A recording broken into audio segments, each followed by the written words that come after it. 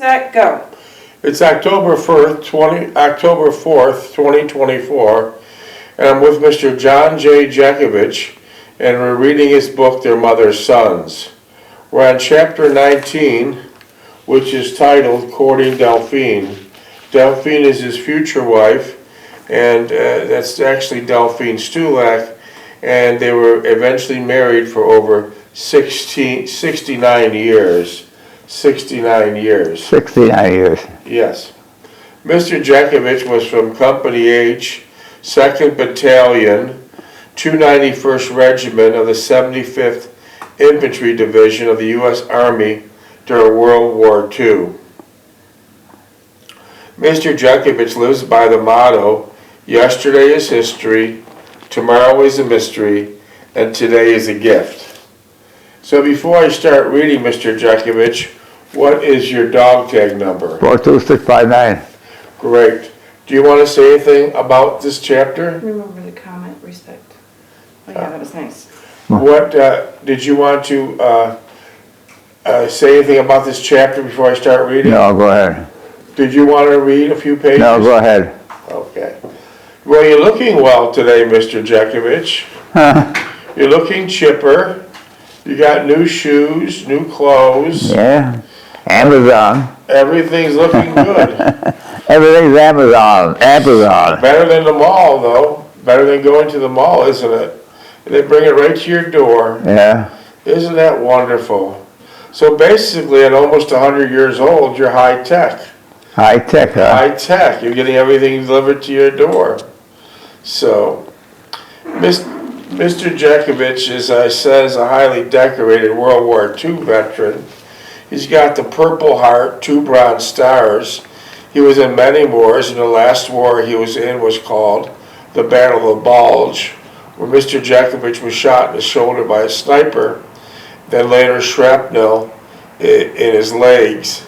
And that shrapnel is still in his leg, and whenever he would go to the airport, the metal detectors would pick it up, right? Yeah.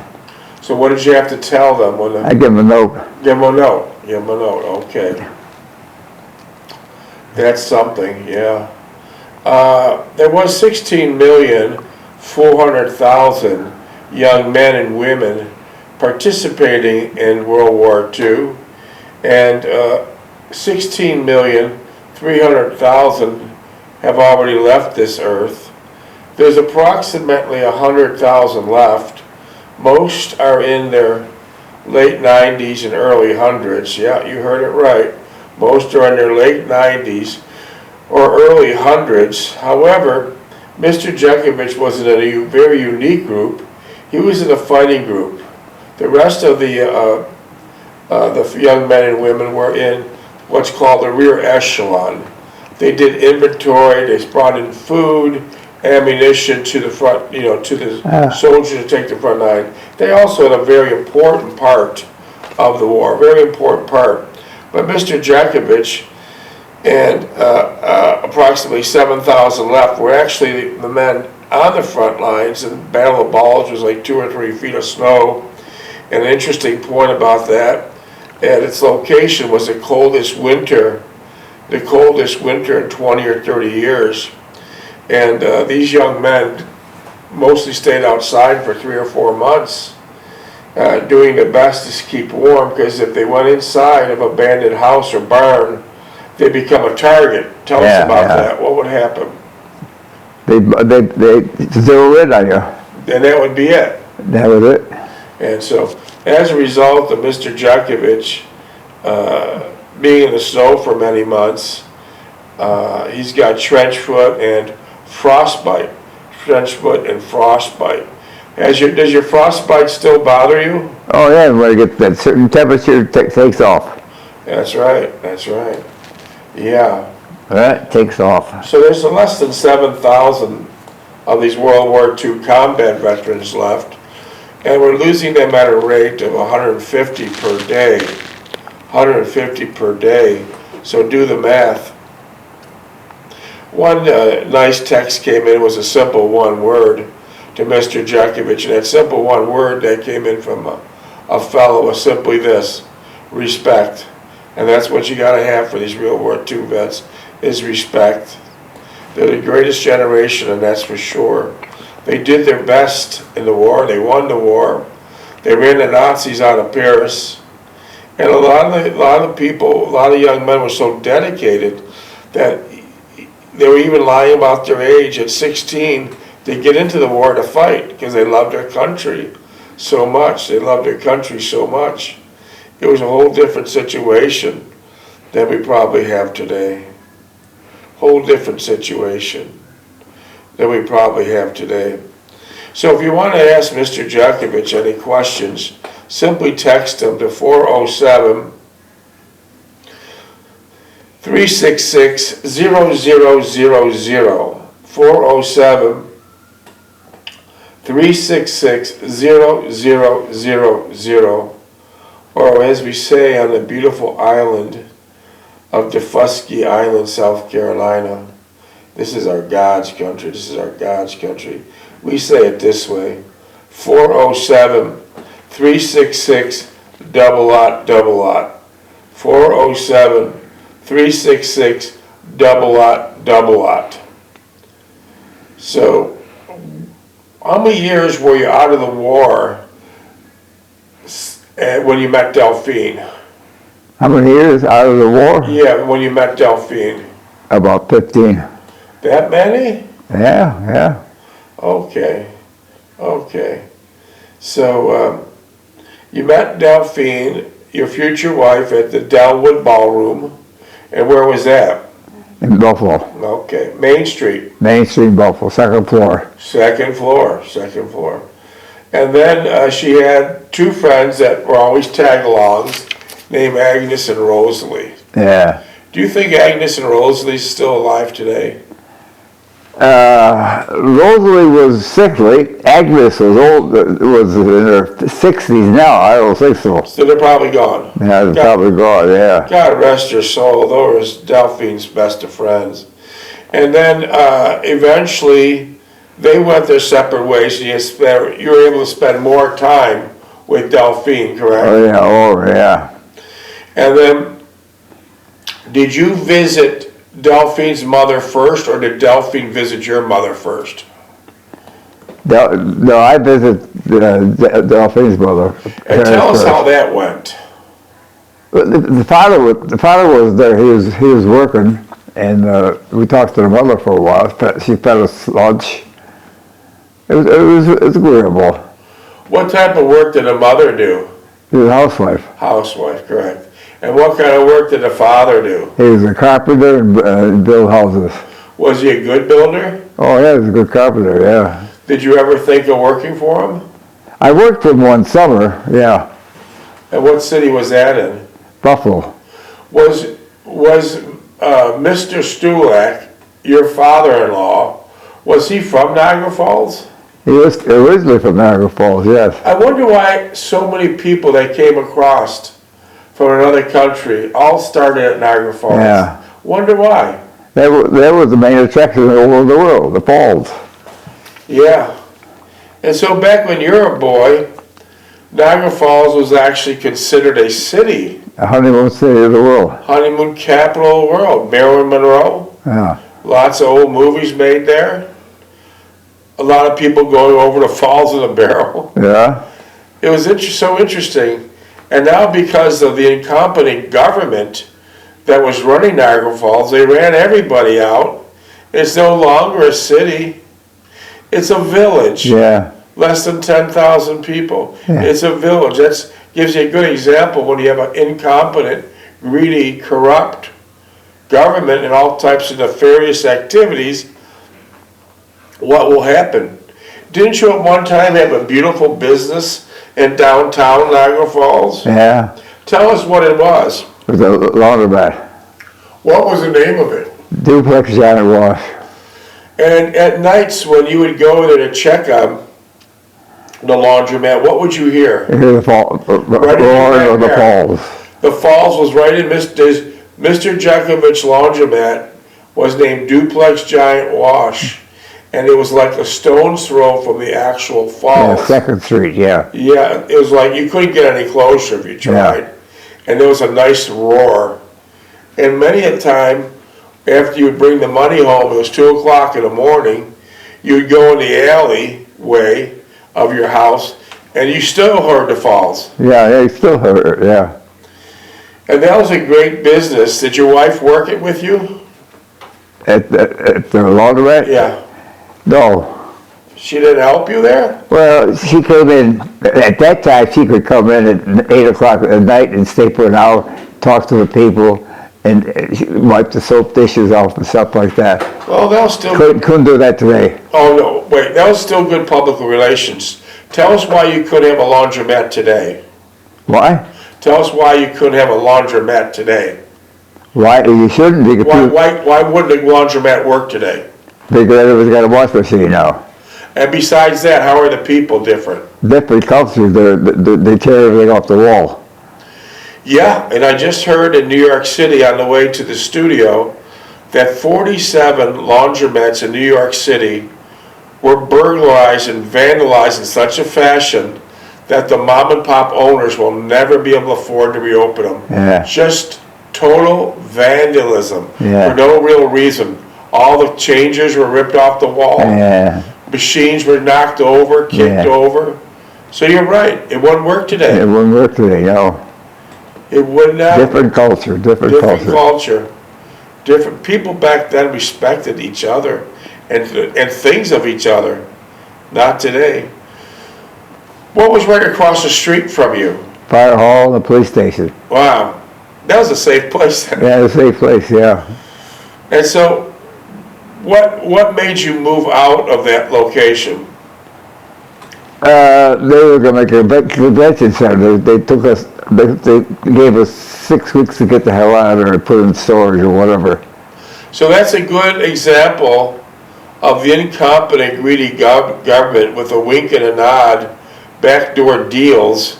They ran out the good working businessmen. There were several there, not just a laundromat, all under the guise of building a civic center.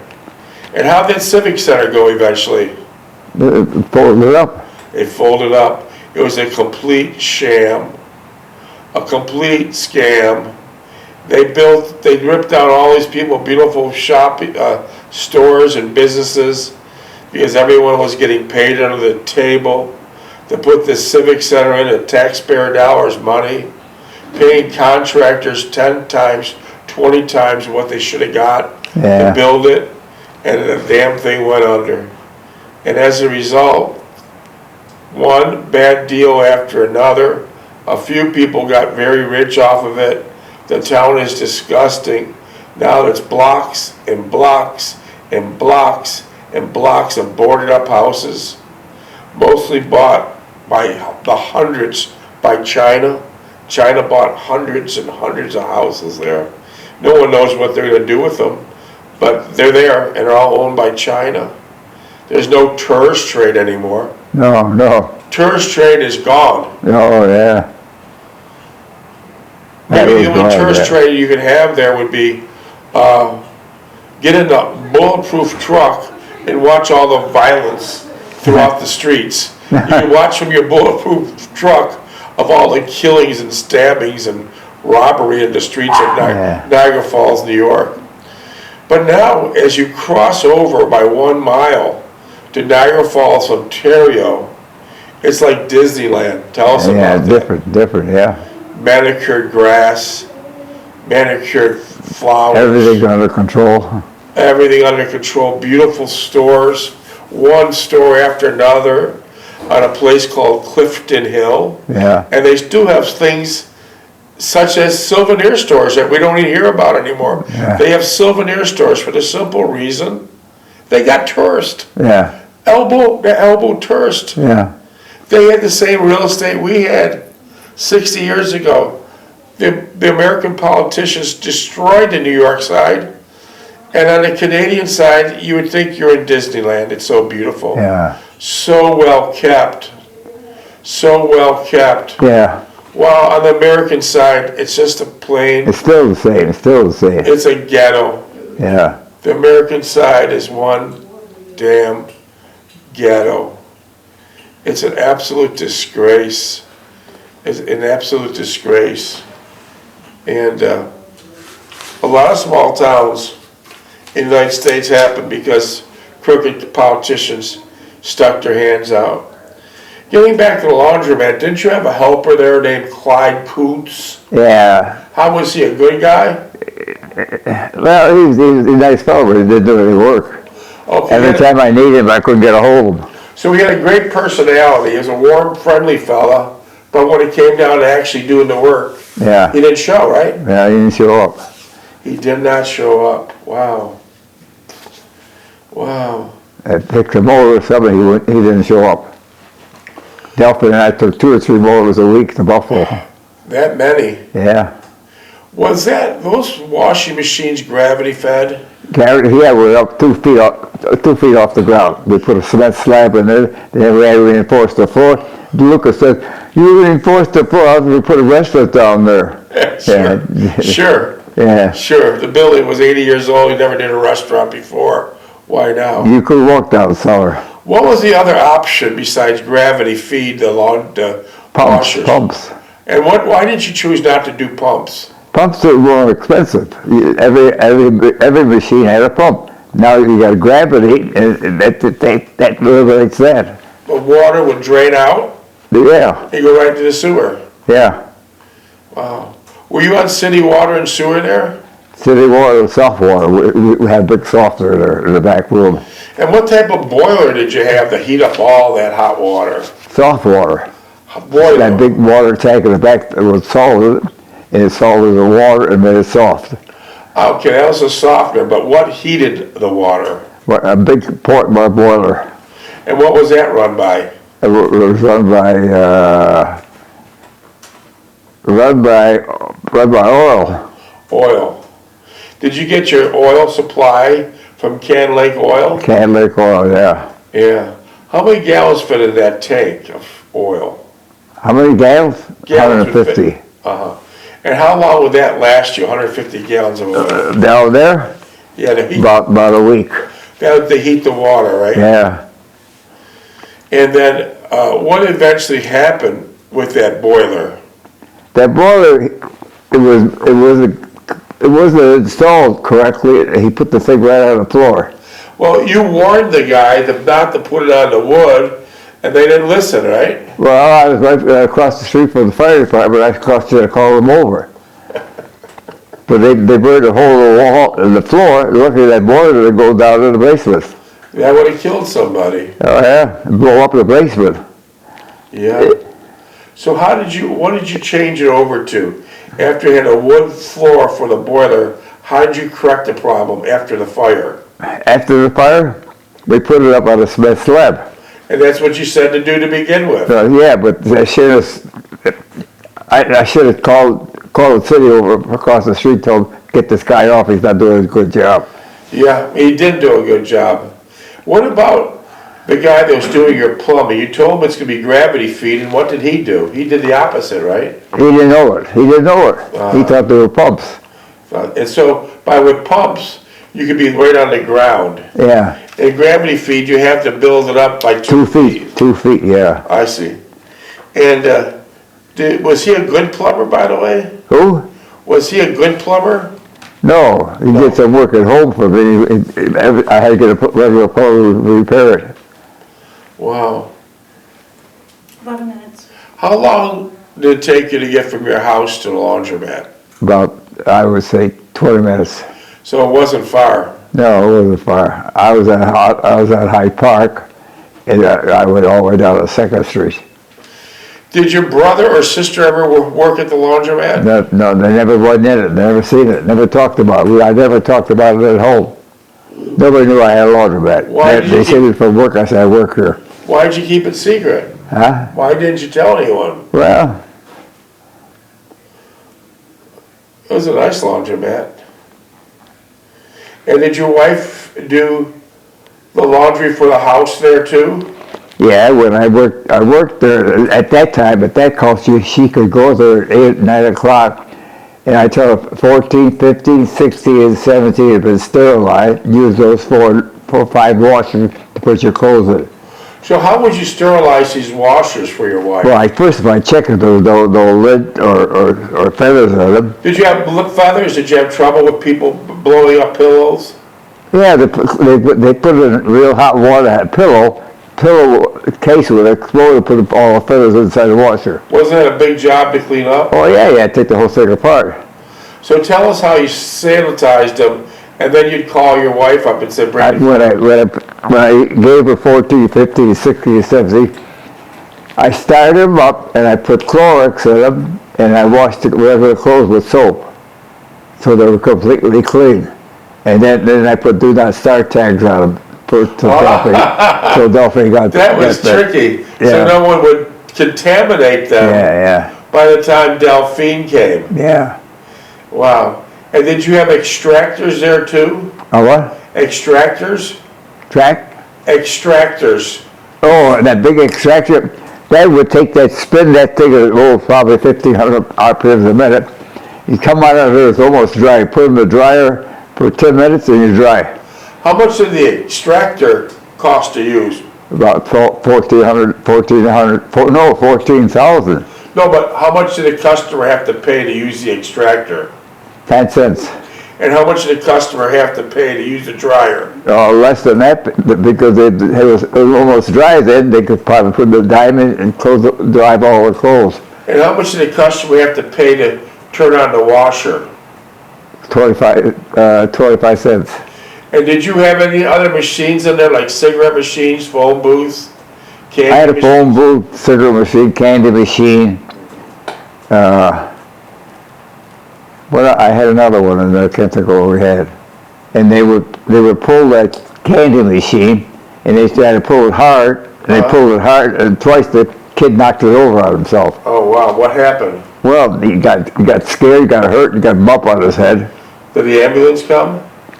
No, I took him down across the street to the fireman. Oh, okay. And let him check him out. And was there any other accidents?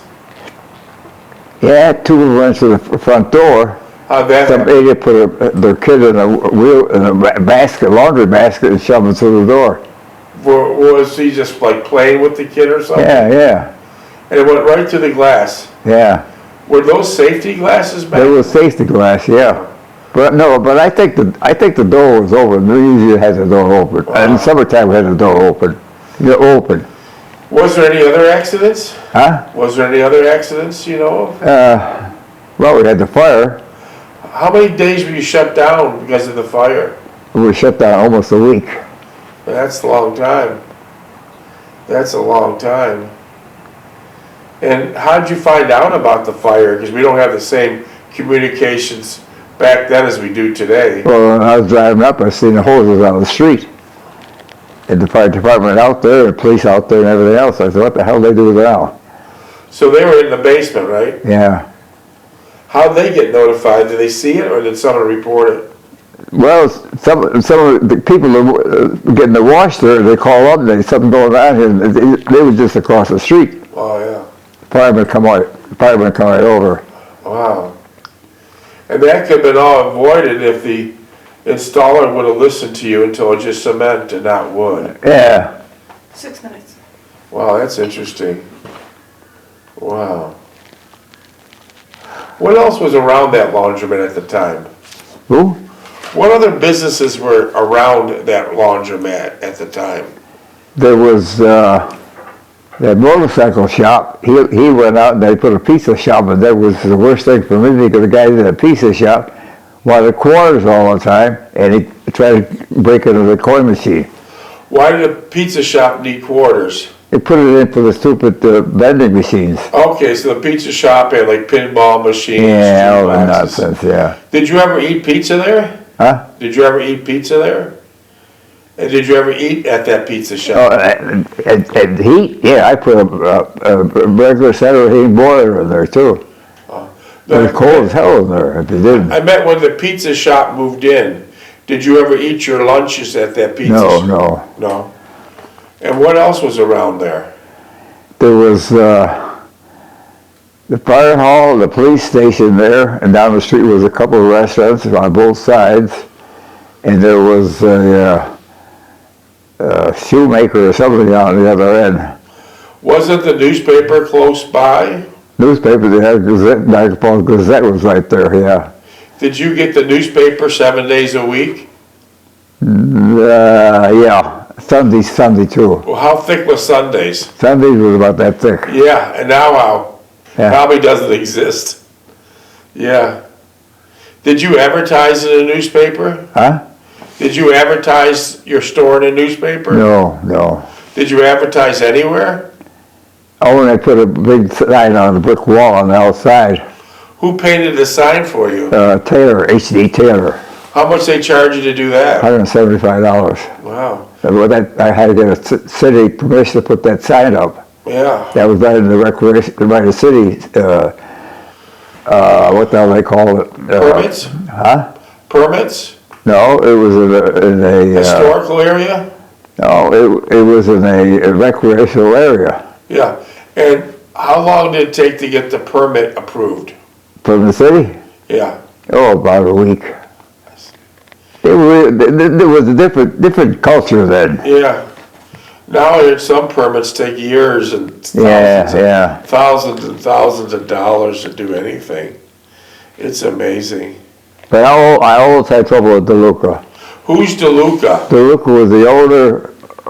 He had a furniture store in there, and I ran it for $150 a month, and I remodeled the whole thing. What happened to the furniture store? It went out. It was out of business. They had furniture it all rotted out. And never took it out. I spent $1,000 cleaning that damn store up. Sounds like it was out of business for a long time. Yeah. So he wasn't collecting a dime on rent. Yeah. So he should have been thankful you came around and remodeled Yeah, his and every time I had people that come in and say, "Well, I'm going to charge you up more because I want to put a restaurant down in the basement too." Yes, sir. Yeah, stupid What kind DeLuca. of person was DeLuca? Yeah, a miser. Miser. And he was he said, "Don't say damn, John." He was talking. He was a big holy roller. Yeah, that's the worst kind. That's the worst kind. Smiling faces, huh? So he thought he was a minister or something?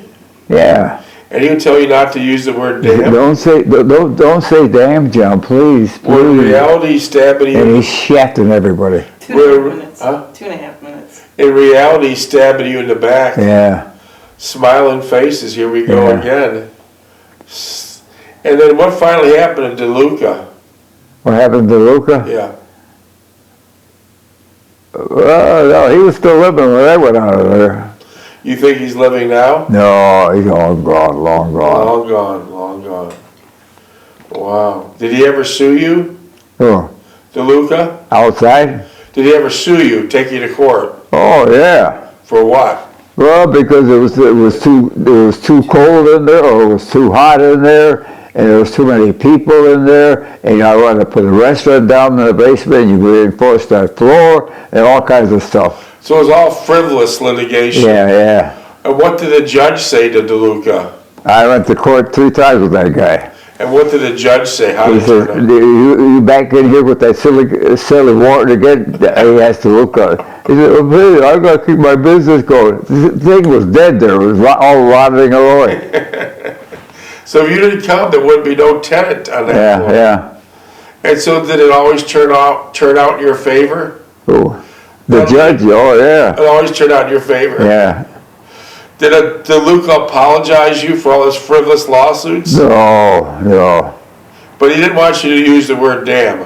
Yeah, he couldn't say damn. You couldn't use that Please, word. don't say damn. He says, this is a Christian place.